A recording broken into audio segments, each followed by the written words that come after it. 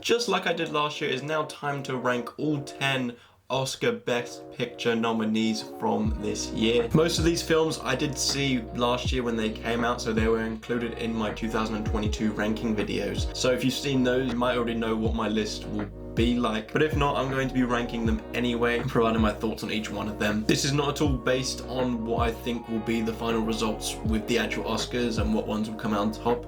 It is just the ranking of which films I prefer and which ones I think are better than the others. I didn't get around to recording this till quite late as I was very busy, so by the time this video releases, the Best Picture winner has probably already been announced, but just so you know that I'm filming this the night before that happens. But yeah, as I said, didn't get around to filming it till now, so apologies if it comes out after the Oscars. With that being said, please let me know what your ranking is down below. I'm eager to find out, as I'm sure it'll be very different to mine. But without further ado, let's get into my ranking of all 10 Oscar 2023 Best Picture nominees. In last place, I have Women Talking. To be honest, that's what this film literally is. Women talking for an hour and a half or so. I have no problem with dialogue-heavy films, but when there's not much else going on around it, that's where it's hard to stay engaged. The dialogue in question is discussing very bleak and heavy topics which are very shocking, so therefore you just feel very miserable the entire time watching it. The tragic story is based on true events which occurred during a small period of time in the same location, so as it is just women talking in the same location with not much else happening, it can get quite boring, and not to mention there's not that big of a variety with cinematography and even color palette, as that feels quite dull as well, making it just not a very enjoyable film to watch for me. The cast here is stacked, there's no doubt about that. There isn't necessarily one who stands well and true above the others. I think they all do a good job, and they do have a great way of displaying the horrific things that have happened to them just through their facial expressions and obviously dialogue. Look, it's a film which isn't for everyone. I fall more so into that category than me being really moved by it. As I said, I just felt miserable the whole time watching it. It's not very easy to watch given that it is dealing with such dark material, but also it's not very enjoyable to watch as well, given that it is essentially just an interview for the entire 2-hour runtime. You ain't nothing but a hound dog, you're crying all the time. There's a lot of great things about Elvis, however, I did find some things to disrupt my enjoyment of it, and I knew that that was quite a common feeling, so I was a bit surprised that this made it onto the Best Picture list. Elvis is one of the most bonkers films of the year in terms of style, because it is very in your face, very out there, and I can appreciate that, but after 2.5 hours, it does get a bit exhausting. It becomes oversaturated to the point where it distracts from the actual story. As I mentioned, the longer it goes on, the more exhausting it gets. Austin Butler is amazing as Elvis, to the point where he still hasn't dropped the accent in real life. As I mentioned, this video is recorded the night before the Oscars, so I wouldn't be surprised if Austin Butler does win Best Actor. He nails both the look and the voice, both in terms of speaking and singing. For me, it's one of the finest performances of the year. On the other hand, I wasn't a big fan of Tom Hanks, which feels criminal to say because I, like a lot of other people, do love him, but he felt a bit miscast in this film. His accent wasn't too great. So there are many great things about Elvis, but then there are some big things which distract and kind of take away my enjoyment. I know this is probably a dumb thing to say because it could go for any film, but if you were to watch The Banshees of Inisherin on mute, it would just look like a very dull experience because it's just people sitting around talking. But once you actually listen to what they're saying, this film is elevated to a whole new level. Whether that be through the dramatic moments it creates, or even the surprising comedy, the script makes this film memorable. Brendan Gleeson and Colin Farrell share great chemistry on screen, whether that's together as friends or foes, or just individually. I thought this was going to be a straight up drama, but I was surprised to see it was actually listed as a drama comedy, and it shows because even though it is a very dramatic and sad film, it does have a lot of funny moments and they're not forced in. It feels like genuine humor between people naturally occurring in conversation. I know many people have this in their top 2 of these nominees, but for me, I wasn't moved in such a way that I had to be up there. I did find it enjoyable and quite a nice message on friendship, loss and love. So I think this was a good film, but for me it wasn't top tier.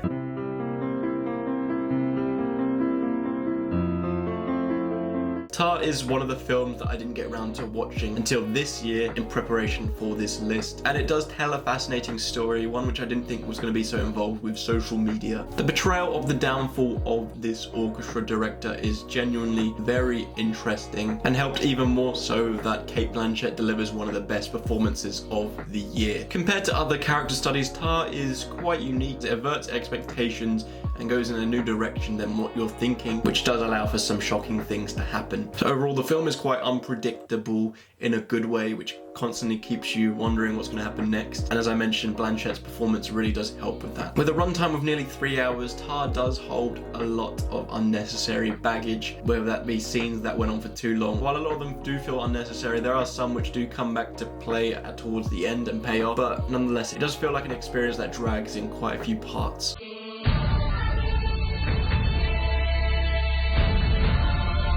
I wasn't a big fan of the original Avatar, so I wasn't too excited for Avatar 2. Not that I thought it was going to be bad, but just didn't feel any urgency for it, especially after it had been 13 years. But just like he did in the first film, James Cameron sucks me into this world. But this time, he actually gave me a story that I cared about and characters who I felt something for. Jake and Neytiri weren't the most fleshed out characters or original ones in the first Avatar, and I was shocked to see that they weren't necessarily the leads of this sequel. Yes, they were important characters, but their children take the lead more or less, and I found them a lot more compelling than the two leads of the original. Of course, technology has advanced since 2009, but still to this day, it is mind-blowing with the scale that it can create such a big, vast world that you're very engaged in. It is a truly immersive experience, and unlike last time, I'm actually excited for the next Avatar film.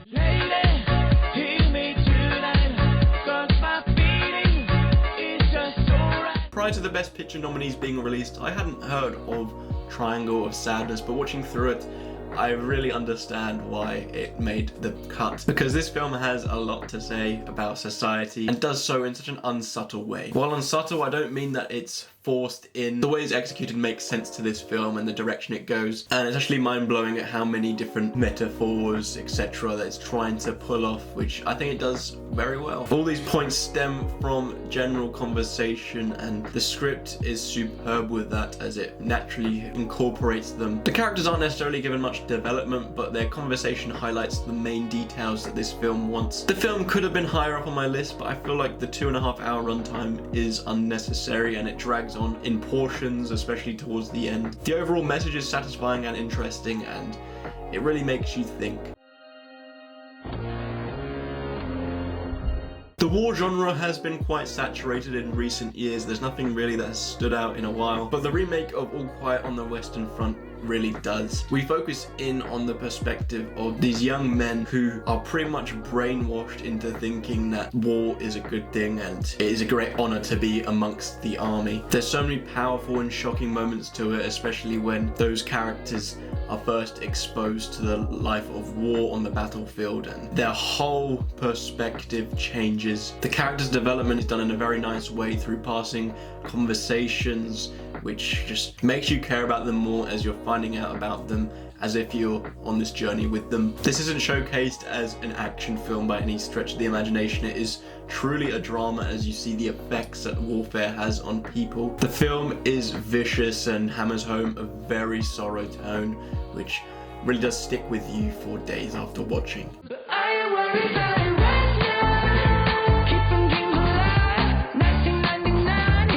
I didn't grow up watching Top Gun. I only watched it for the first time prior to watching this film. Watching that, I never thought the sequel to that cheesy 80s film would be anywhere near the Best Picture nominees for 2023. But even if I went back in time to tell myself that, I still wouldn't see how that would be possible. And that is just down to how great this film is. It has that cheesy, charming tone in very small portions where it matters. For the most part, this is a very emotional film, as it's the return of characters dealing with their legacy, and just you get so immersed in the stunts, that the real stunts, which are so impressive from this film and take it to a new level compared to CGI. The script is constructed very well, such a grounded tone for this film, especially compared to the first one. Tom Cruise gives one of his finest performances, so there's a lot of heart to it, but at the same time, you're gaining a lot out of the action and pilot sequences. It's the sequel we never knew we needed, but now that we have it, we can't imagine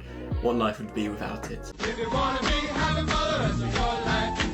Make a friend, give up when you're right. Perhaps due to my ever-growing love for films and filmmaking, I really resonated with The Fabelmans, also because Steven Spielberg is fantastic. What is about filmmaking is also about Steven Spielberg's childhood, and there is a lot of emotion held within that. As it is this director telling the story of his childhood, it is very personal to him, so when those moments are on screen, they hit twice as hard. Choosing an actor to play yourself in a film is a very tough decision because they're essentially making you relive your memories, and for someone who hasn't been the lead in a film before, I think Gabriel LaBelle does fantastic and genuinely one of the best young performances in recent years. Add in that Michelle Williams, Paul Dano, and even Seth Rogen, you have a brilliant cast dealing with such an amazing script which is portrayed superbly.